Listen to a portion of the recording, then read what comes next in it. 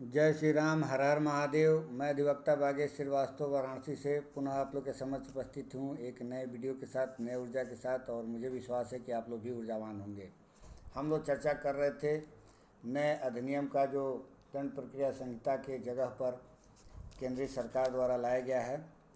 और उसमें हम लोगों ने ट्रायल का प्राविधान पढ़ लिया था।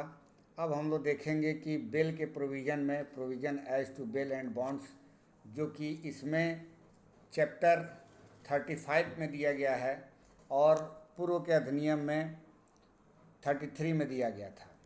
तो इसमें और उसमें क्या अंतर है, इसको हम लोग देखेंगे। चूँकि जो धारा 436 से लेकर के धारा 450 तक में provision as to bail and bonds का व्यवस्था दिया गया था अध्याय 33 में, यहाँ पर धारा 478 से लेकर के 496 तक में वर्णन किया गया है। और लगभग लगभग सेम है, कुछ अंतर नहीं है, सिर्फ धाराओं में अंतर किया गया है। तो हम लोग देख लेते हैं।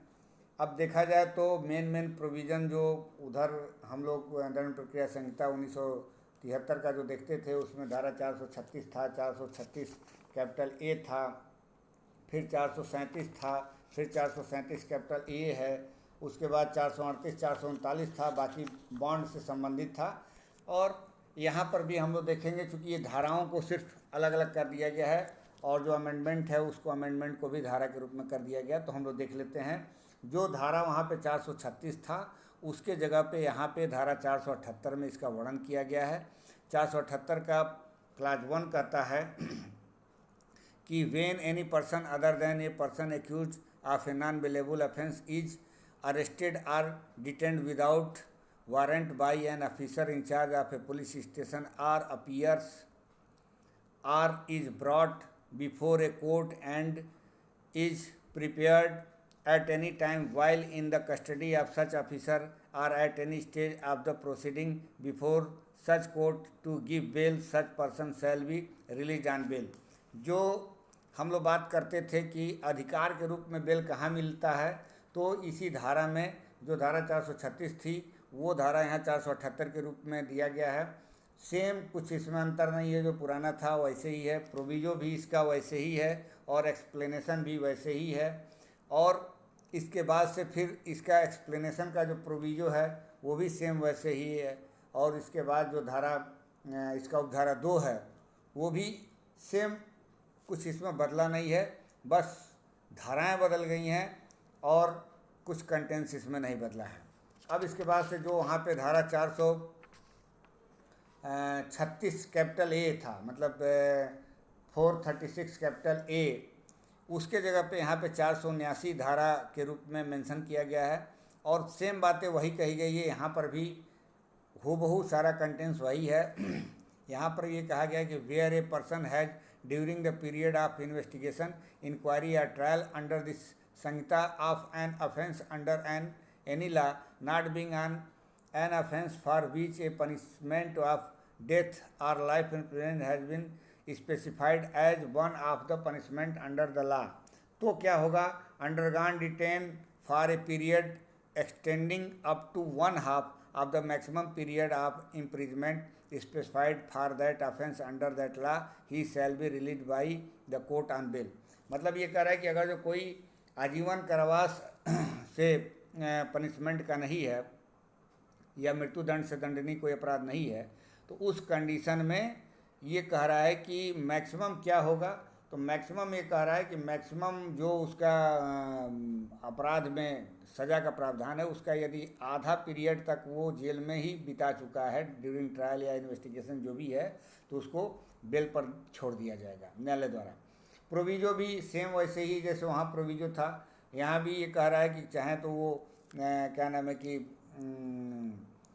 इसमें कह रहा है कि provided that where such person is a first time offender who has never been convicted of any offence in the past, he shall be released on bond by the court if he has undergone detain for the period extending up to 1/3 of the maximum period of imprisonment specified for such offence under that law. यहाँ थोड़ा सा अंतर है, इसमें ये कह रहा है कि यदि अगला पहली दफ़ा जो है क्या नाम है कि इस तरह का कोई अपराध किया है, तो ये कह रहा है कि उसको 1/3 अगर जो भुगत चुका है पहली बार कोई यदि अपराध किया है और 1/3 वो सज़ा कह रहे हैं कि डिटेन किया जा चुका है न्यायालय के नज़र में, तो उसको उसके बॉन्ड पर ही, व्यक्तिगत बॉन्ड पर छोड़ दिया जाएगा।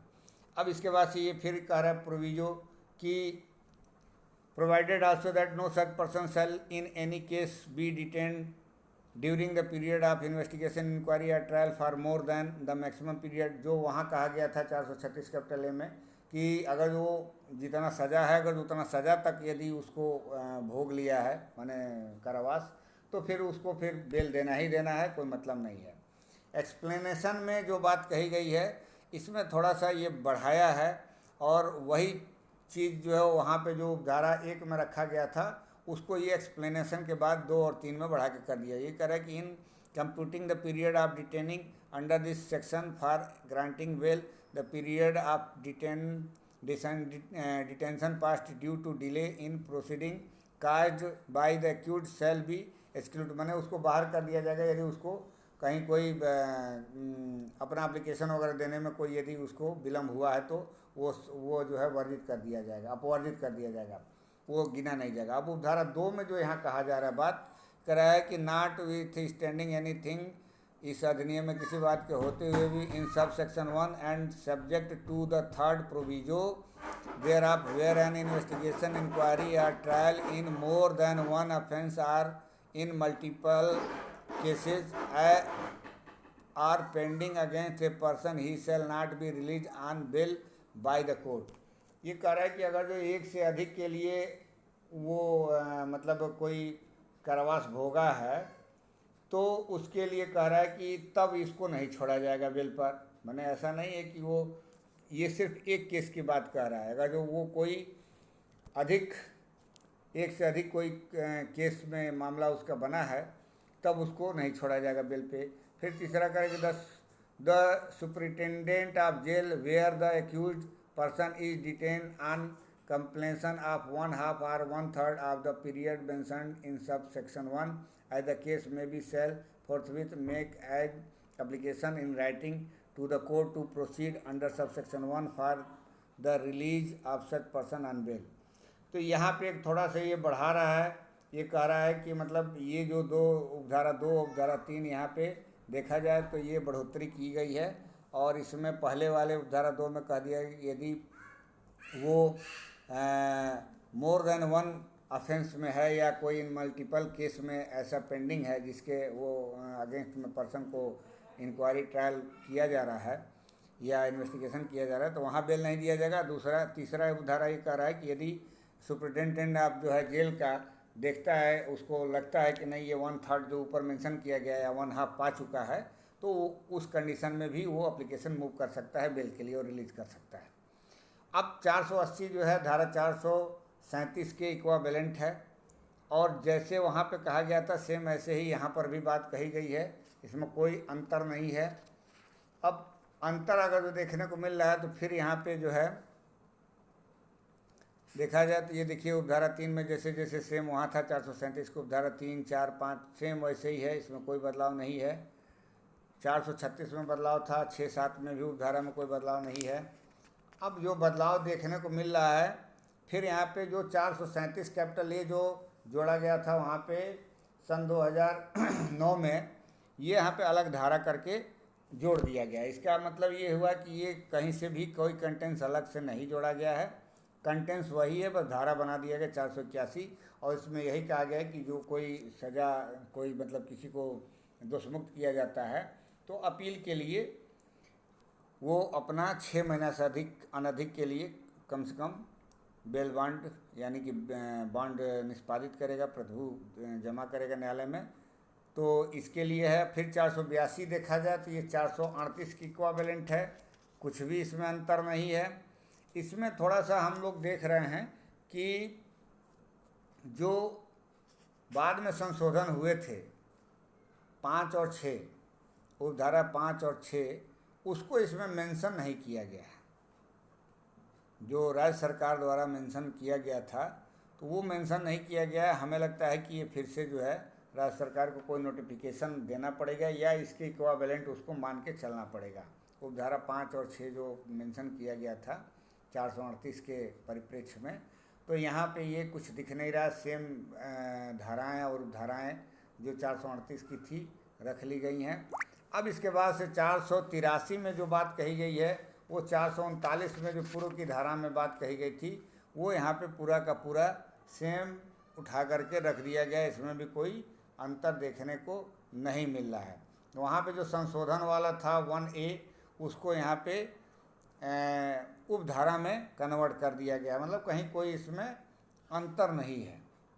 जो बात कही गई थी 376 के संबंध में, मतलब महिला के विरुद्ध जो अपराध हुआ था रेप से संबंधित, ये धारा 65 और धारा 70 के उपक्लास 2 में भारतीय न्याय संहिता की बात जो कही गई है, वहाँ पे धारा 376 की बात कही गई थी। 376 DA-DB और 376 AB DA-DB में कोई अपराध किया जाता है तो वहाँ पे की बात कही गई थी, वो चीज़ यहाँ पे रख दिया गया है।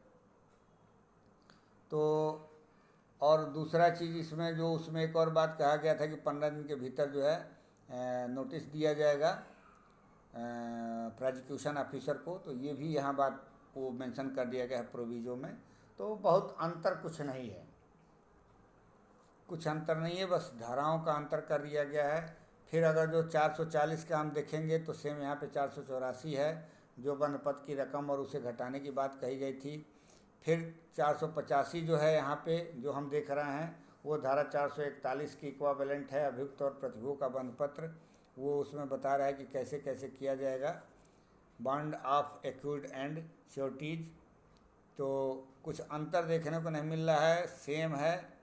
और फिर वहाँ पे यदि हम 441 को देखेंगे तो वो यहाँ पे जो है 486 में है, सेम चीज़ उठा करके दिया गया है। पुराने अधिनियम में भी यही कहा गया था कि every person standing surety to an accused person for his release on bail shall make a declaration before the court as to the number of person to whom he has stood surety including the accused giving therein all the relevant particulars।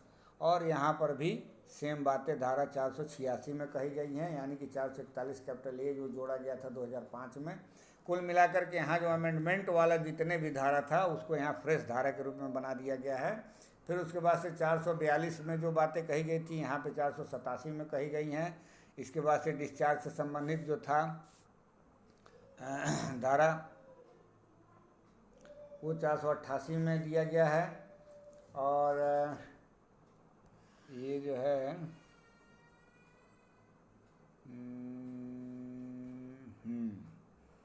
ये जो है आपका discharge की बात कही थी, power to order sufficient bail when that first taken in insufficient discharge of sureties. तो वो दो जो धारा 443 में दिया गया था वो धारा यहाँ पे 488 में दिया गया है। और उसके बाद से फिर जो है 444 में जो बात कही गई थी वो बात धारा 479 में कहा गया है। तो बहुत कुछ अंतर देखने को नहीं मिल रहा है। 445 का जो डिपॉजिट इंस्टीड ऑफ रिकॉग्निजेंस है वो 480 में दिया गया है, इसमें भी कोई अंतर नहीं देखने को मिल रहा है। फिर 491 में जो बातें कही गई हैं वो 446 में बात कही गई थी, और यहाँ पर भी कुछ अंतर देखने को नहीं मिल रहा है। तो देखा जाए तो सब कुछ कंटेंट्स वही है। अब 492 में जो बातें कही गई थी वो धारा 446 का जो अमेंडमेंट करके डाला गया था वो यहाँ पे भी जोड़ा गया है, और सेम वही बातें यहाँ पर भी कही गई हैं। फिर 447 में जो बातें कही गई थी वहाँ पे ये धारा 493 में वर्णन किया गया है, और धारा 448 में जो वहाँ बातें कही गई थी वो धारा 494 में कहा गया है।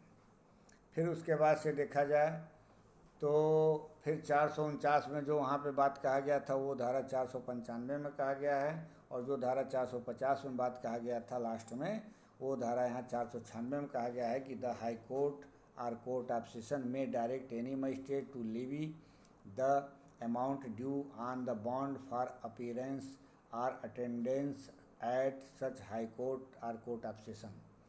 तो कुल मिला के कुछ अंतर नहीं है। जो अंतर देखने को मिल रहा है 436 में देखने को मिल रहा है, बाकी के प्रोविज़न में कहीं अंतर नहीं है। ना तो एंटीसिपेटरी बेल में किसी प्रकार का अंतर है, ना रेगुलर बेल में है, ना 437 के बेल में है। तो हमें कोई बहुत अंतर दिख नहीं रहा है। सिर्फ 436 में ही जो धारा 436 है वो यहाँ पे जो है धारा 478 के रूप में वर्णन किया गया और उसी में अमेंडमेंट दिख रहा है। तो बाकी सब सेम है, एक अमेंडमेंट वही 478 में दिख रहा है कंटेंट्स में। तो मुझे विश्वास है कि आप लोग को मेरी बात ज़रूर समझ में आई होगी। हम लोग इस बेल वाले प्रोविज़न पे भी चर्चा कर लिए, कोई अंतर नहीं है। अब अगले वीडियो में हम मिलते हैं फिर नए एक वीडियो के साथ, नए टॉपिक के साथ। तब तक के लिए इजाज़त दीजिए। और अभी तक मेरे इस चैनल को यदि आपके द्वारा सब्सक्राइब नहीं किया गया है तो कृपया सब्सक्राइब ज़रूर कर लें, बेल आइकन पर क्लिक कर दें ताकि जब भी मैं कोई वीडियो अपलोड करूं तो आपको नोटिफिकेशन तुरंत पहुंच जाए। अन्य व्यक्तियों को भी वीडियो शेयर ज़रूर करें ताकि अधिक से अधिक लोग इसका लाभ उठा सकें। धन्यवाद।